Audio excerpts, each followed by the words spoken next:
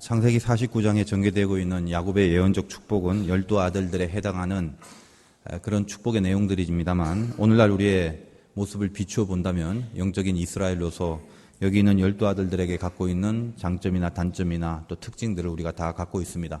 그래서 야곱의 예언적 축복을 비단 그 당시에 그 12아들에게 적용되는 것이 아니라 오늘 신앙생활하고 있는 우리 모두에게 각자의 삶 속에 적용시켜서 무엇을 고쳐야 되는지 또 무엇을 또 강화해야 되는지 야곱의 예언적 축복의 속에서 스스로의 삶 속에 적용하는 그런 시간을 계속 지금 갖고 있습니다. 오늘은 갓과 또 단과 아셀 이 세 아들에 대한 예언적 축복의 내용을 하나씩 한번 살펴보도록 하겠습니다. 첫 번째는 단을 통한 메시지인데, 자기 힘을 뺄 수 있는 신앙, 자기 힘을 빼는 축복의 예언적 모습이 있다는 것입니다. 그 라헬과 레아 사이에 갈등이 심해졌습니다. 그래서 야곱이 라헬을 좋아하지만 사실 좋아하는 걸로 끝나는 것이 아니라 레아가 계속 아들을 낳으니까 라헬이 굉장히 조급해지고 불안해지는 거죠. 그래서 결국은 자기 시녀 빌하를 통해서 아들을 낳게 하는데, 라헬에게 있어서 그렇게 해서 낳은 첫 번째 아들이 단입니다. 그래서 하나님이 나의 억울함을 풀어주셨다라고 고백을 하면서 그 이름을 단이라 하는데, 사실 시간만 지나면 라헬이 그 유명한 요셉을 낳습니다. 베냐민도 낳고. 그러니까 하나님의 뜻 가운데 있어서 이제 조금만 더 기다리면 될 건데, 그 하나님의 섭리를 기다리지 못하고 그 믿음이 없다 보니까 결국은 자기 방법이나 자기 생각 또 자기 힘을 이용해서 어떻게든지 억지로라도 아들을 낳으려는 그런 심리 속에 이 아들 단에게 그 영적 정서가 이렇게 물려지는 그런 모습이 된다는 것입니다. 살아남기 위하여 자기 것을 이루기 위해서 그래서 모든 것을 다 동원하는 그런 모습이 보입니다.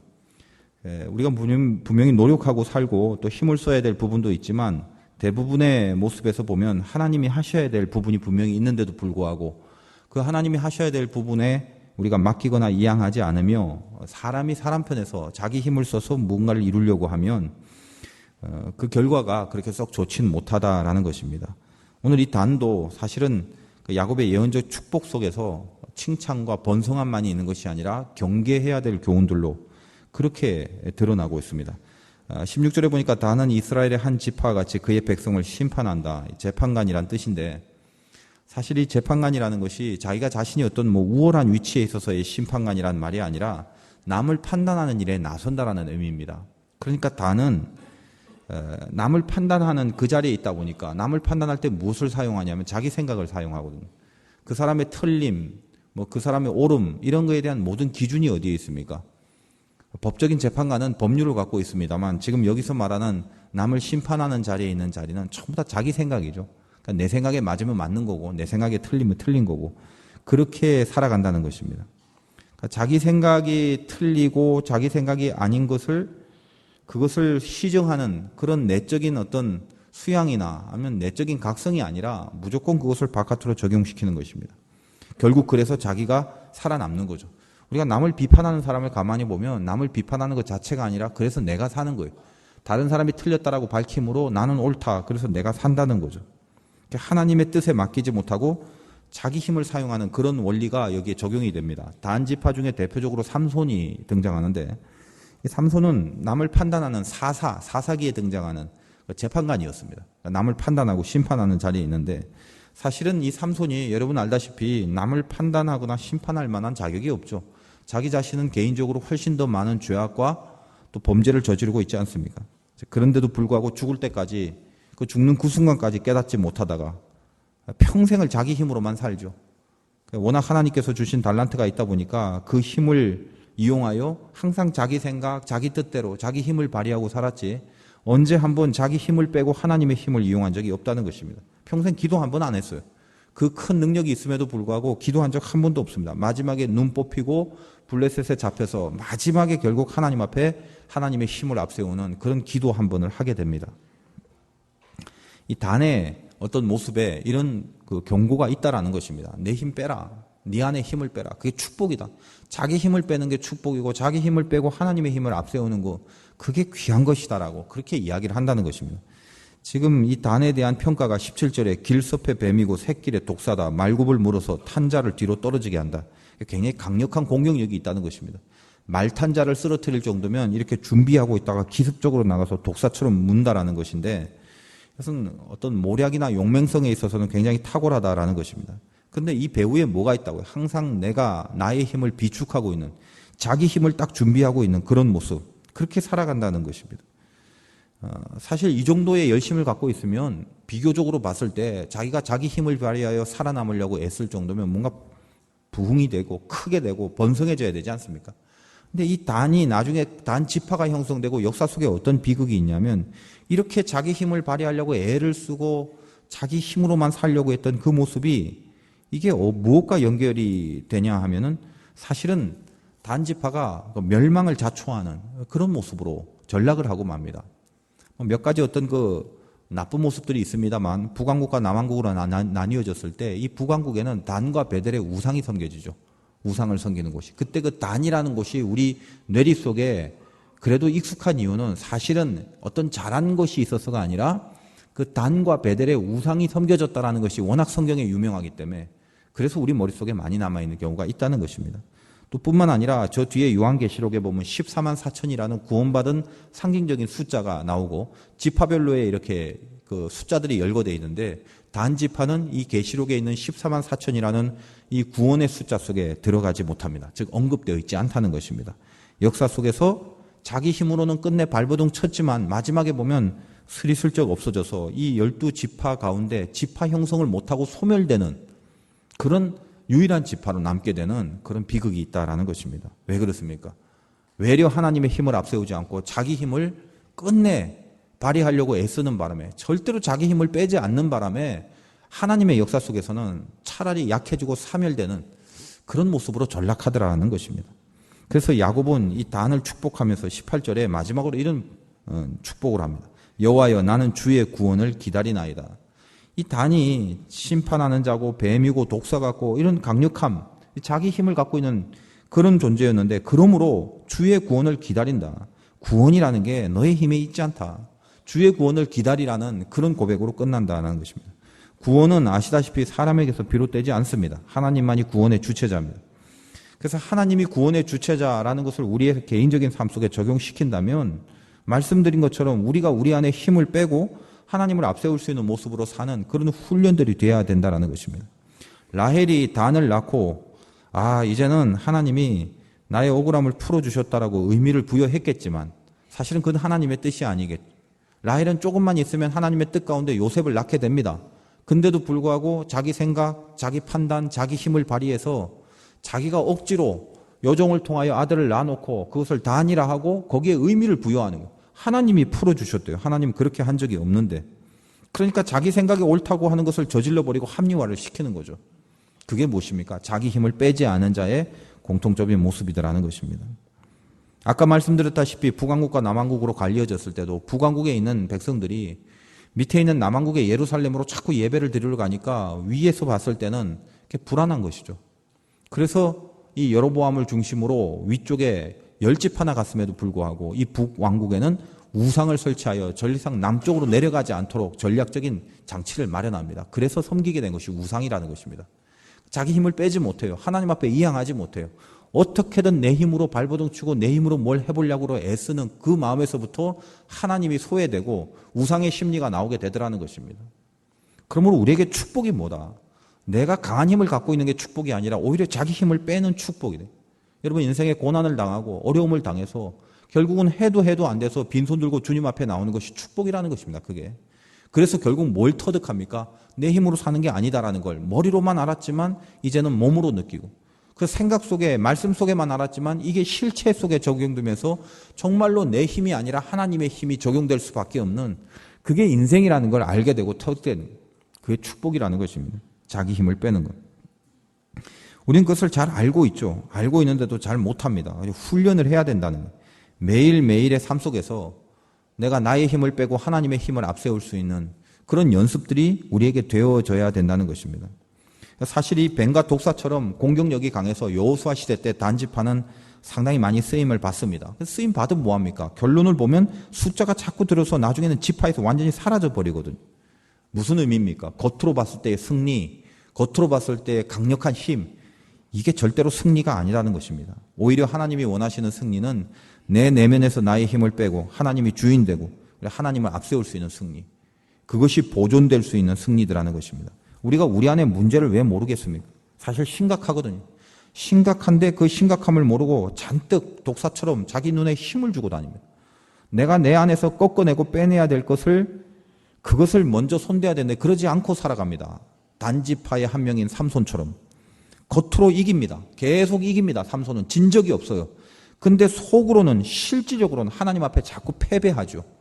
겉으로 보여지는 승리들이 있는데 뒷구녕에는 온갖 죄를 다 저지르고 다닙니다. 하나님과 점점 멀어지는데 겉으로는 계속 승리가 나타나요. 이 진짜 망하는 인생이더라는 것입니다. 여러분이 하고 있는 일들 중에 세상적인 관점에서 잘 될 때 그거 박수 치시면 안 됩니다. 영광이고 감사할 일이지만 그 전에 나를 점검해 봐야 됩니다. 내가 내 속에서 내 힘을 빼고 있느냐. 지금 겉으로 잘 되는데 동일하게 지금 내가 내 안에서 하나님을 앞세우는 그 일에 지금 일념을 다하고 있는 게 매치가 되어 가느냐 이걸 봐야 된다는 것입니다. 그러나 거꾸로 겉으로 잘 안 되고 겉으로 이상하게 망해 가는데 그것 때문에 내가 하나님과 자꾸 친해지는 경험을 한다면 좀 아프겠지만 참 그게 갑갑할 수는 있겠지만 그게 현실이겠지만 그것은 뭐다? 하나님께서 원하시는 길로 간다는 것입니다. 이 일에 순종하고 동의할 줄 알 때 그때 신자의 길을 가게 됩니다. 그러니까 삼손 보십시오. 화려한 승리들이 있습니다. 그러나 제일 비참하죠. 하나님께는 자꾸만 멀어져 간다는 것입니다. 블레셋이 몇 명이 와도 다 싸워 이겨요. 그러나 어떻습니까? 자기는 하나님과 멀어지고 결국은 나중에 두 눈 다 뽑히고 자기 힘 다 빠지죠. 그래서 마지막으로 한번 하나님 앞에 도와달라고 그때 기도합니다. 자기 힘이 다 빠졌을 때. 근데 사실은 그 눈이 뽑히고 기둥에 묶여서 마지막으로 하나님 힘을 달라고 기도한 그 순간만큼이 하나님이 봤을 때는 삼손에게 있어서 비참한 게 아니라 가장 거룩한 시간이었다네. 자기의 모든 힘이 빼지고 하나님을 구할 수 있는 그 마음, 그 심령, 하나님이 봤을 때 그것처럼 신앙적인 모습이 없더라는 것입니다. 그러므로 여러분도 마찬가지입니다. 승승장구할 때 기고만장하지 마십시오. 하나님 앞에 영광을 돌리는 거 분명히 맞습니다만 오히려 내가 승승장구할 때 내 속에서 하나님과 자꾸 멀어지고 있는 스스로를 알면서도 그것을 고치거나 그것을 변화시키거나 그것을 뭔가 잘못됐다라고 생각하면서 돌이키려고 하지 않고 승승장구만 하고 있다면 삼손과 다를 바 없습니다. 그러나 지금 어려움과 또 역경이 있을 때 그런데도 자꾸만 이것 때문에 오히려 내 힘이 빠지고 하나님의 힘이 필요함을 그 가난한 마음이 내 속에서 자꾸만 들 때 그것을 여러분 힘들다고 생각하지 마시고 하나님이 나에게 주신 이 야곱의 예언의 축복이라고 명심하시기 바랍니다. 그때 하나님과 확 친해지는 것. 그 방법으로 하나님과 가까워지는 것입니다. 인생이라는 게 간단하지 않습니다. 세월이라는 게 갈수록 빠르고 우리 언젠가 이 땅은 잠깐 스쳐 지나가는 곳입니다. 좋은 의미에서든 나쁜 의미에서든 좋은 평가를 받든 나쁜 평가를 받든 하나님과 대면하는 그때가 옵니다. 무슨 말씀을 하시겠습니까? 그때 어떤 이야기를 하시겠습니까? 아마 그때 하나님 앞에 우리가 할 수 있는 그래도 하나님을 이렇게 생각하고 기뻐하면서 할 수 있는 그런 거라는 것은 내가 이 땅에서 얼마나 성공했냐가 아니라 얼마나 내가 나의 힘을 빼고 하나님의 힘을 앞세웠느냐의 경험, 그 사건. 사실 그 얘기밖에 할 게 더 있겠습니까? 그것을 이루어내시라는 것입니다. 이게 축복입니다. 축복. 자기 힘을 빼고 하나님을 앞세울 수 있는 믿음, 그 축복을 줬다라는 것입니다. 우리가 이 축복을 잃어버리면 안 되는 거예요. 지금 야곱의 예언적 축복을 하나씩 다루고 있죠. 그러니까 이 축복들의 내용을 잊지 마십시오. 나에게 이런 축복이 있었구나. 내 힘이 빠지는 축복이 있구나. 그게 멸망이 아니라 거기서 하나님의 힘만을 앞세울 수 있는 축복의 시작이구나. 이걸 놓치지 말아야겠다. 그것이 다한에게 내린 메시지라는 것입니다. 그 두 번째는 갓인데 이 갓에게는 따라잡는 승리의 축복이 있습니다. 따라잡는다. 그 라헬이 빌하를 통해서 이제 단과 납달리를 낳습니다. 이제껏 아들 낳기 경쟁에서 우위를 차지했던 레아가 라헬도 낳네. 비상이 걸렸죠. 레아는 아들 낳는 거 하나로 그거 하나만 우월한데 라헬이 자기 시종을 통해서 아들 낳으니까 갑자기 굉장히 또 불안해지는.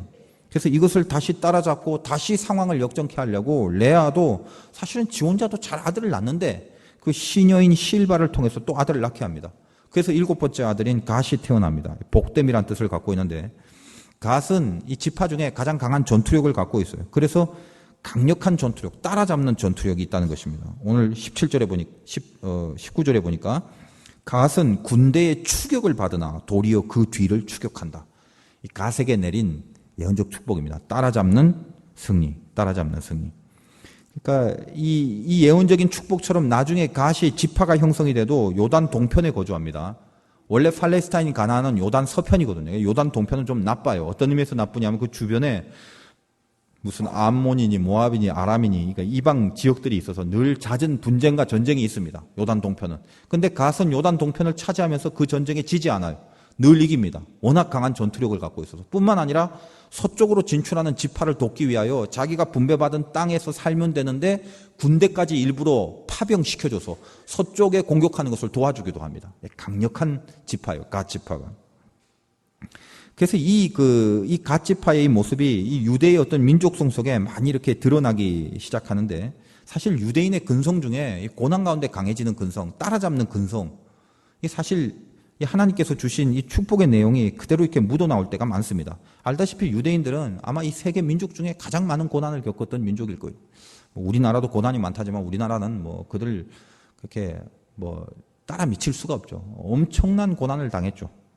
뭐 나치 시대도 그렇고 뭐 나라를 빼앗겨서 얼마나 오랫동안 방황하고 있습니까? 그러니까 그들에게는 농업, 뭐 공업 이런 게 금지돼요. 아예 그 싹을 막기 위하여 어떤 나라마다 유대인들이 갔다면 게토라는 그 지역을 형성해서 거기에만 머물게 합니다. 이 게토라는 곳이 어떤 거냐면 그 감옥과 같은 거예요. 지역적으로 한계를 둬서 니넨 여기에만 살아라. 여기서 절대로 농사도 짓지 말고 공업도 하지 말고 그냥 끼니만 때우고 살아라. 그런 것들을 법적으로 다 막아놨죠. 나라도 없지, 주권도 없지, 뭐 흩어지. 이거 어떻게 살 거라. 근데 유대인들이 그때서부터 그가 할 수 있는 것들, 금융에 손을 대고 무슨 고리대금 같은 데 이렇게 손을 대고 그냥 머리를 씁니다. 그 안에서 살아남으려고. 그래서 결국은 지금 어떠냐면요. 사실 이 유대인들이 어때요? 세계적인 부자들은 다 유대인일까 하세요? 그러니까 여러분이 상상할 수 없는 이 전 세계의 패권을, 경제의 패권을 장악하고 있는 그 민족이 뭐냐면 유대민족이에요, 유대민족. 그래서 특별히 그 히틀러 치하의 온갖 수모를 다 겪었어도 어떻습니까? 여기 따라잡는 이 어떤 가치파의 영성이 있는 거예요. 외려 고난 가운데 그냥 승승장구하는 걸로만 일관되는 것이 아니라 멈춰지고 무너지고 쓰러졌는데 다시 따라잡는 거예요. 유대인의 유대인의 이 능력이 이 축복의 능력이라는 것입니다. 그래서 여러분들도 지금도 보면 유명한 그런 많은 매체들, 세계적으로 유명한 기구들, 로스차일드 가문, 이럴 때 프랑스의 아주 고급 와인 같은데 그 붉은 방패 가운데 R자, 로스차일드라는 그 굉장히 비싼 것들이거든요. 거의 다 장악을 하고 있다고. 그리고 록펠러라는 그 유명한 사업가와 손을 잡아서 은행들을 많이 세우죠. 체이스 맨해튼 혹은 미국의 통화 발행권, 얼마의 달러를 찍을 건가에 대한 이 통화 발행권을 붙잡고 있는 게 유대인이란 말이에요. 어마어마하죠. 그것만 해도. 할리우드, MGM, 파라마운트, 유니버셜, LA 타임즈, 워싱턴 포스트, 뉴욕 타임즈, UPI 통신, 영국 로이터 한 번씩 들어봤죠. 이 모든 것들 다 붙잡고 있는 게 다 유대인들이에요. 그러니까 어떻게 따라갈 수가 없어요. 이들의 모습은. 그 혹독한 나라 없는 수모를 겪었음에도 불구하고 따라잡는 영성이 있더라는 것입니다. 그게. 우리에게 승리를 주신 하나님, 어떤 승리를 주셨다고요? 늘 말씀드리지만 최후 승리라고 그랬죠. 한 번의 승리가 아닙니다. 한 방의 승리. 그래서 지금을 끝이라고 보지 말라는 거예요. 이 축복을 받은 자는. 믿음은 끝까지 가는 거라고 그랬고 최후 승리를 믿는 거지 당장 승리를 믿는 거 아닙니다. 그래서 우리에게 많은 축복을 줬지만 사실 가장 귀하고 멋진 축복이 뭐라고요? 이 갓의 축복, 따라잡는 승리의 축복. 잊지 마십시오. 우리에게 어떤 축복이 있다고? 따라잡는 승리가 있다는 거예요. 계속 잘 나가는 것이 아니라 팍 무너지고 확 꺾였을 때 그걸로 끝이 아니라 다시 따라잡더라는 것입니다. 이게 우리에게 내리신 축복의 언약이에요. 그러니까 우리가 따라잡지 못하면 이 언약을 놓치는 거예요. 이 축복을 놓치고 살지 말자라는 거예요. 우리 인생 가운데 많은 그 변화들이 있습니다. 그래서 왕창하고 한번 무너질 때가 있다고요. 바닥을 칠 때가 왜 없겠습니까? 다 그런 경험들 하셨지 않습니까? 그래서 하나님 앞에 다시 일어났고 은혜를 구하고 그러지 않아요? 자주 쓰는 예화 중에 솔개의 예화가 있어요. 이게 조류학적으로 맞는지 틀린지 모르겠지만 아무튼 우화로 나올 때 상당히 많이 감동이 되는 부분이라고요. 새 중에 솔개는 오래 산다면서요. 70년까지 사는 솔개가 있대요. 다 그런 건 아니지만.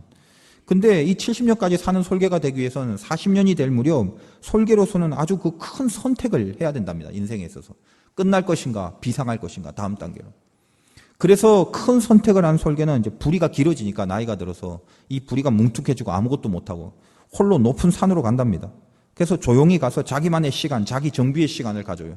6개월 동안 처절한 자기와의 싸움을 합니다. 바위로 부리를 쳐서 부리를 깨트려서 그 부리에서 새 부리가 나오도록 기다리고 그 부리로 발톱을 다 뽑는데 그 뭉툭해진 발톱을. 그리고 늙어서 처진 깃털을 그걸로 다 뽑아서 새 깃털이 날 때까지 기다린다는 거예요.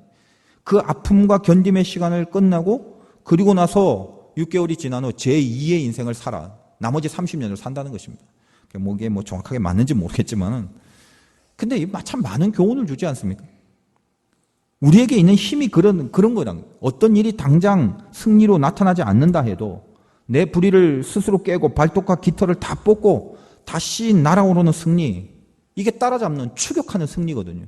이것이 우리에게 있는 축복의 내용이라는 것입니다. 이걸 잊지 마십시오. 놓치지 마십시오. 아, 나에게 그런 축복이 있었나? 새삼스럽게 알았나? 그럼 감사하십시오. 하나님이 우리에게 주신 축복이 그겁니다. 따라잡을 수 있는 승리가 있다라는 거예요. 한 번에 이겨버리는 승리를 축복이라고 하지 않습니다. 뒤처졌습니까? 다시 따라잡을 수 있다는 거예요. 그게 하나님의 자녀에게 내리시고 허락된 약속이라는 거예요. 이걸 붙잡고 새로운 인생으로 도전하는 거예요. 그게 우리의 힘이라는 것입니다. 갓지파를 통해서 나에게 내리신 것이 따라잡는 축복이 있었다는 것을 절대로 잊지 마십시오. 이게 우리가 이 땅에서 다시 이길 수 있는 하나님이 우리에게 하신 언약이라는 거예요. 그리고 세 번째로는 아셀인데, 이 아셀은 말씀에 기름진 복을 받는 그런 축복입니다. 레아가 여종인 실바를 통해서 갓을 낳았는데 또 하나 더 낳았어요. 아셀을. 갓을 낳고는 뒤따라잡는, 내가 이제까지 밀렸는데 이제는 따로 잡았다라는 느낌을 가졌는데 그 다음에 또 아셀을 낳으니까 이제 된 거죠. 그래서 아셀의 이 뜻이 기쁨, 복이란 뜻이에요. 이제 다 됐다. 기쁨밖에 없다. 이제는 라헬과의 경쟁에서 이제 아셀 정도까지 낳았으니 더 이상 이제 라헬은 경쟁이 안 될 거야. 자기에게만 막 기쁨이 있을 거야. 실제로 그렇지도 않으면서도 아무튼 그런 그 기쁨 속에 막 빠져서 아셀을 낳습니다. 그래서 그렇게 지었다고, 이름을.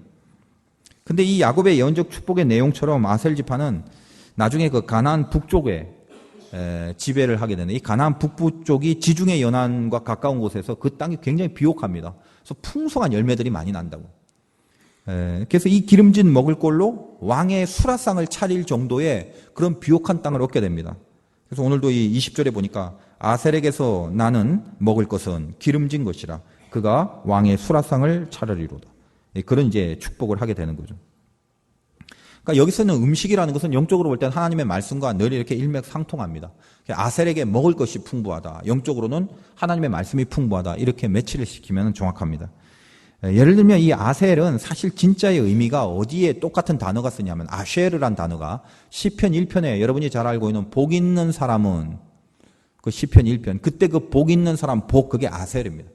그러니까 우리가 복에 대한 개념을 잘 잡아야 되겠죠. 먹을 것이 풍성하고 또 복입니다만 시편에 복 있는 사람은 정의를 어떻게 내립니까? 먹을 게 많더라가 아니라 세 가지죠. 악인의 꾀를 따르지 않고 죄인의 길에 서지 않고 오만한 자의 자리에 앉지 않는다. 그러니까 진짜 아셀의 의미가 뭐라고요? 악인, 죄인, 오만한 자가 되지 않는 거죠. 그게 참된 복이라는 것입니다. 아셀에게 그 복이 있다. 무엇으로 말미암아? 여호와의 율법을 주야로 묵상하고 율법을 즐거워한다. 하나님의 말씀을 통해서 말씀이 들어가니까 죄인이며 악인이며 오만한 자의 자리에 가지 않는 축복이 있다. 그게 우리에게 내린 아셀의 축복이라는 것입니다.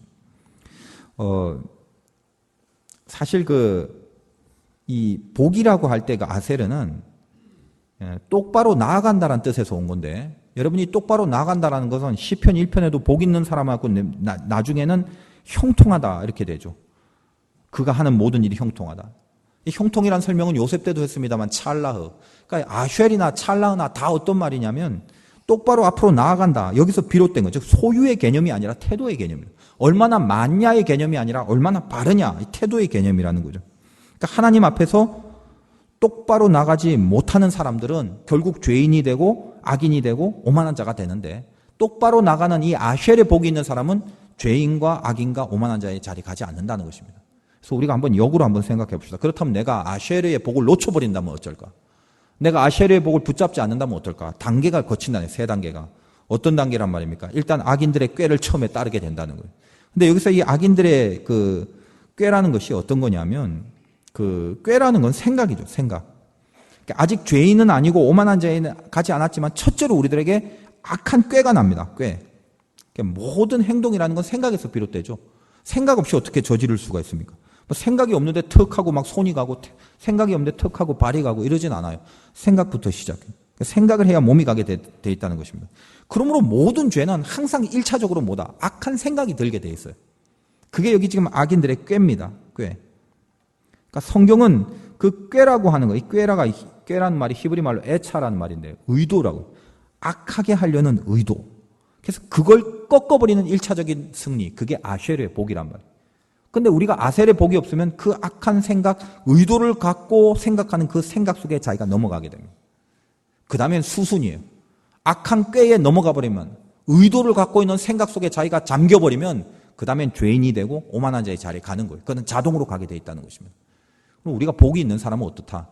악한 꾀가 들 때 이 꾀가 나를 점령하지 않도록 잘라버리는 거예요. 그럴 수 있는 축복을 받았다라는 것입니다. 창세기에 보면 선악과를 바라봅니다. 생각을 할 거 아니에요. 저거 먹으면 죽는다고 했는데 사단이 유혹을 하니까 먹으면 죽을까 하노라? 먹으면 똑같이 된다 하나님가? 그러니까 이미 바라보는 순간 그게 보암직한 게 아니죠. 먹음직한 게 아닌데 내 속에 꾀를 갖고 있는 거예요. 꾀, 즉 의도를 갖고 있는 거예요. 바라보는 이유가 뭐예요? 먹어야겠다는 생각을 하는 거죠. 먹어야겠다는 의도가 있기 때문에 바라보는 거죠. 복을 받았으면 그걸 끊어버려야 된다. 아쉐르의 복이 있다면 그 축복권을 사용했다면 그걸 잘라버려야 되는데 그러지 못하고 그 꾀를 따라버리는 것입니다. 그러면 그 다음엔 어떻게 됩니까? 100% 당하는 거죠. 의도를 갖고 바라보는데 안 먹고 배겨요? 의도를 갖고 노려보는데 어떻게 그곳으로 가지 않겠습니까? 그러므로 꾀에 당하면 두 번째는 죄인들의 길에 선다. 길 속에 서 있다. 이제부터는 타이틀이 죄인이 돼버리는 거예요. 그 길 가운데 이렇게 서 있게 되는 것입니다. 근데 그 길에 서 있으면 그 다음 달인 뭐예요? 그 길에 서 있다가 그 다음엔 오만한 자의 자리에 앉는다. 그냥 길에 서 있는 게 아니라 앉아버리는 거죠. 앉는다는 건 돗자리 까는 거예요. 돗자리 까는 게 뭐예요? 계속 하겠다는 거예요. 계속. 내가 죄인의 길에 접어들면 그 다음에 오만한 자의 자리에 앉는다. 즉 돗자리 깔고 내가 계속 죄를 짓겠다. 그때부터는 뭡니까? 이 오만이란 말이 레침, 조롱이란 뜻이네. 하나님을 조롱하는 거예요. 당신이 뭐 먹지 말라고 했다고? 뭐 당신이 뭔데? 나도 먹으면 선악을 알게 하는 일에 당신과 똑같아진다는데 내가 좋은 것도 좋은 거지 왜 당신이 좋은 것만 좋은 거야? 그러니까 나는 여기 눌러 앉아서 계속 선악과를 따먹는 거예요. 조롱하는 거죠. 하나님을 조롱하는 거. 그게 오만이라는 것입니다. 마귀의 생각 속에 빠져서. 그러므로 생각의 방향이 거기에 이 방향을 못 잡게 되면 방향을 꺾지 못하면 그 방향이 길로 갑니다. 죄인의 길. 그리고 길에 접어들면 그 자리에 눌러 앉아서 헤어나지 못하는 그 자리에 앉은 오만한 자가 되어버린다는 것입니다. 악한 꾀, 죄인, 오만한 자. 다 연결되는 개념이라는 것입니다. 이걸 애초부터 끊어서 돌이키는 걸 뭐라고 한다? 아쉘의 축복이래. 우리 모두에게 하나님께서 그런 축복을 주셨다는 것입니다. 꾀에서부터 자를 수 있는 거예요. 거기에 승리하라는 것입니다. 그러기 위하여 필요한 것이 무엇입니까? 오직 여호와의 율법을 즐거워하여 그 율법을 주야로 묵상한다. 하나님의 말씀을 즐거워하면서 묵상한다. 묵상이 뭐예요? 묵상. 늘 생각하는 거죠. 근데 뭘 생각해요? 즐거운 거 생각하죠. 여러분 생각할 때 즐거운 게 뭐예요? 아침 식사 하시고 오셨습니까? 하시고 오셔도 이제 점심이 가까워지네요. 여러분 가장 먹고 싶은 거 있습니까? 지금 생각해 보세요. 뭐가 떠오르십니까? 뭐가 떠오르는지 잘 모르겠지만 뭐 족발도 보이고 뭐 저기 설렁탕도 보이고 즐겁죠. 내가 먹고 싶어하는 것을 즐거운 그 생각은 계속하게 된다. 그걸 묵상이라고. 여호와의 율법을 주야로 묵상한다. 그 율법이 즐거운 거예요. 그 말씀이. 여러분이 예배의 자리에 나와도 천차만별이실 것입니다. 억지로 나온 사람이 있고 마지못해 나온 사람이 있고 습관적으로 나온 사람이 있고. 근데 정말 즐거워서 나온 발걸음도 있죠. 어떤 즐거움입니까? 하나님의 말씀을 들을 즐거움. 한 주간을 살아가면서 하나님의 말씀이 어떻게 선포될까? 나에게 또 무슨 일이 해결될까?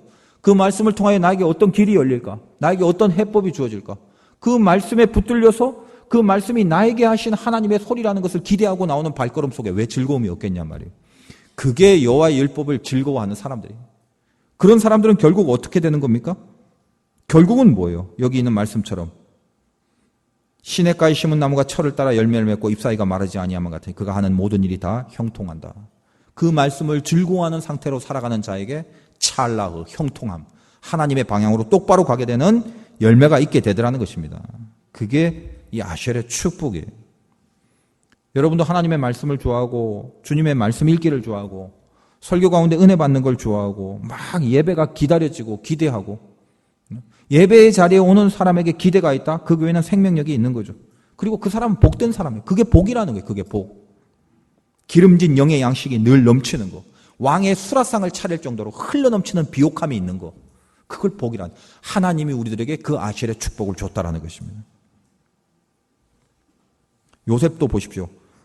기름진 하나님의 말씀 속에서 살다 보니까 아쉐르의 축복이 있죠. 이탈하지 않습니다.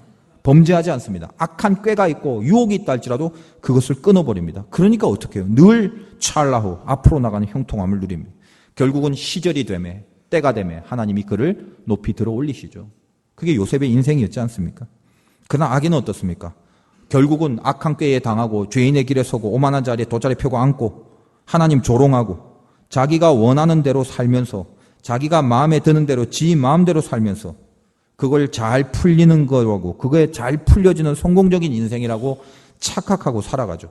그 결론이 뭐예요? 바람에 나는 겨와 같게 된다는 것입니다. 흩날리게 된다는 것입니다. 우리 삶 속에 하나님이 세세하게 주시는 축복의 예언들이 있습니다. 단 같은 경우, 갓 같은 경우, 아셀 같은 경우 각각의 축복들이 있죠. 그것을 명심해야 되면 내 힘을 빼라는 것이 축복이며 내가 무너졌더라도 뒤따라잡는 능력이 있다는 것이 축복이고 또 나에게 기름진 말씀의 풍요로움이 있고 그 넉넉함으로 형통케 된다는 것이 축복입니다. 여러분 삶 속에 이런 귀한 축복들이 다 적용돼서 우리 2013년 이제 12월 1일 한 달 남았는데 이 한 달 동안 믿음의 마무리 잘 하시고 새해에 더 하나님 앞에 귀하게 여김받는 믿음의 승리들이 있으시길 주님의 이름으로 축원드립니다.